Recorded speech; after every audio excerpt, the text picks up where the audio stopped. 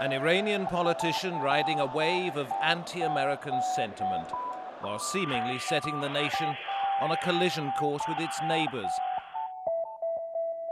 One who enjoys the unwavering support of the influential supreme leader, and one whose democratic credentials and human rights records are questionable.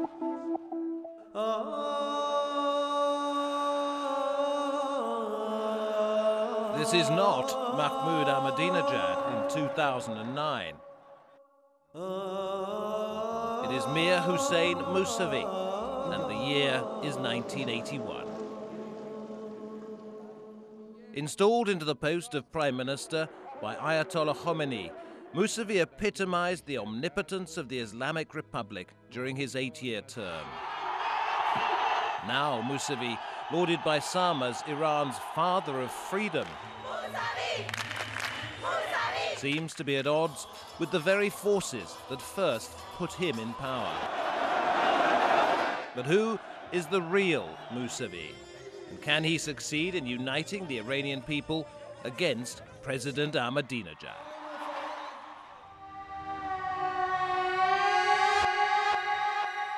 Following the presidential elections of June 2009, there was turmoil in Iran.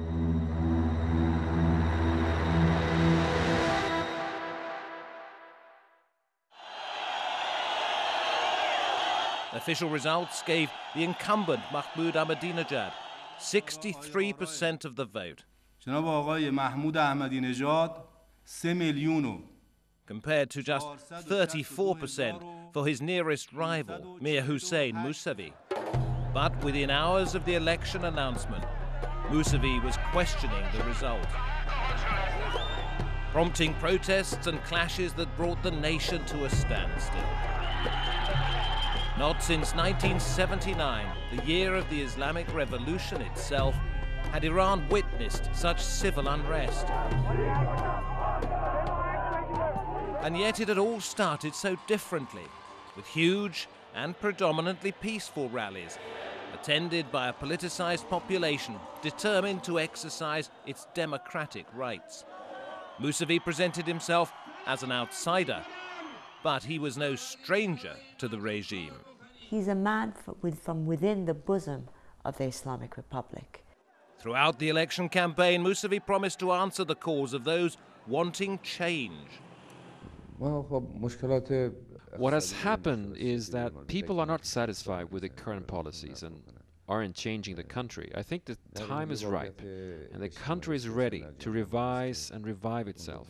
The supreme leader wields ultimate authority in Iran, and a number of unelected clerical bodies limit the power of the president and other elected representatives.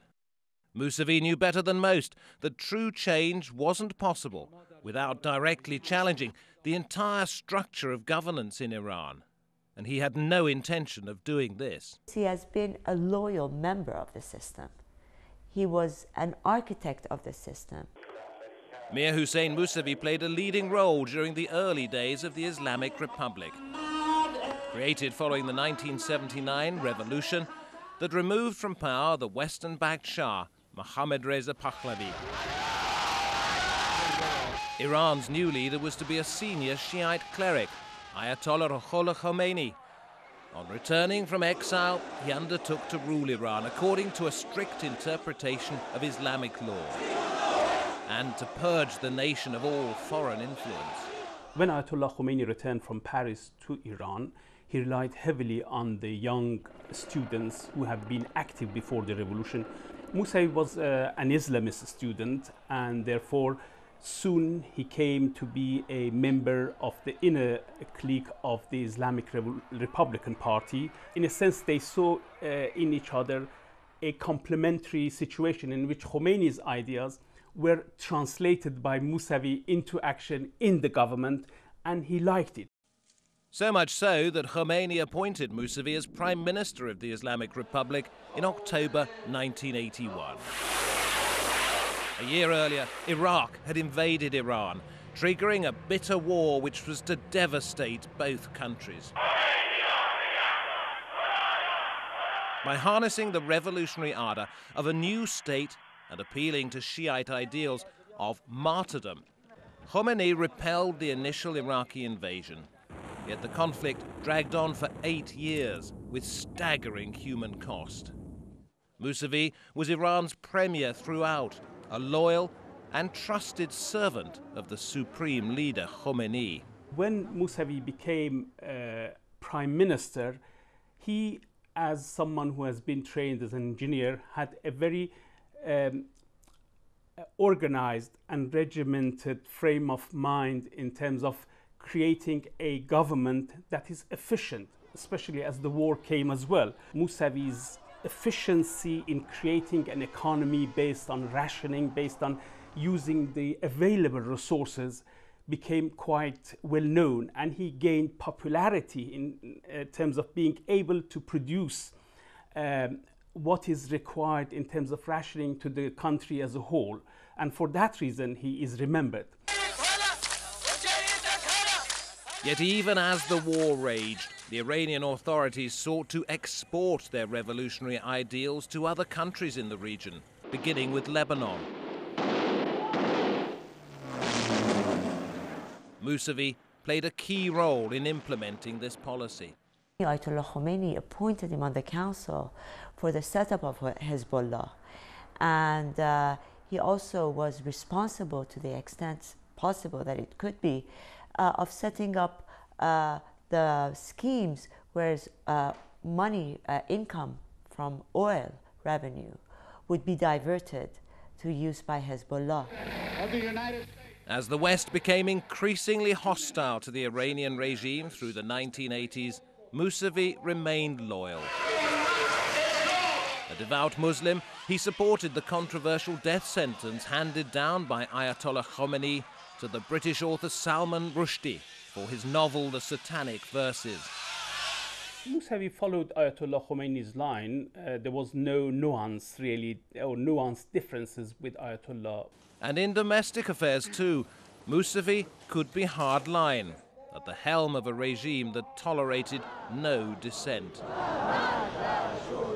This is not an enlightened reformer in the sense that we know in the West. When Mr. Mousavi was prime minister, not only were universities closed for 2 years, but Western educated professors were also purged. When he was prime minister, this is a time when political killings started taking place. There were mass killings of opponents. On June the 4th, 1989, Khomeini died. A towering figure, his funeral attracted over 10 million mourners. Ali Khamenei became his successor in the role of supreme leader. On the surface, it was a seamless transition, and yet there were inner tensions within Khomeini's circle, not least between Khamenei and Mousavi. For despite being distant relatives from the same village in northwest Iran, they rarely saw eye to eye. Mousavi's relationship with Ayatollah Khamenei when he was prime minister and Ayatollah Khamenei was president was tense, because Ayatollah Khamenei, as it happened, was very close to the right of the political spectrum, while Mousavi was very close to the left. You have the two wings of the revolution still fighting it out. One that says that this is an Islamic republic with the emphasis on the republic, and the others saying this is with the emphasis on the Islamic. No longer enjoying Ayatollah Khomeini's protection, Mir-Hussein Mousavi resigned as prime minister, a position that was simultaneously abolished in a constitutional amendment. In retirement, Mousavi is said to have devoted himself to cultural matters, especially to art and architecture. But he never really left the inner circle of Khomeini's associates who continued to rule Iran. He's always been there in the past 20 years. He's been part of the establishment, but maybe you can call it loyal opposition. While taking advisory roles to both Presidents Rafsanjani and Khatami, Mousavi waited for his chance to re-emerge onto the political scene.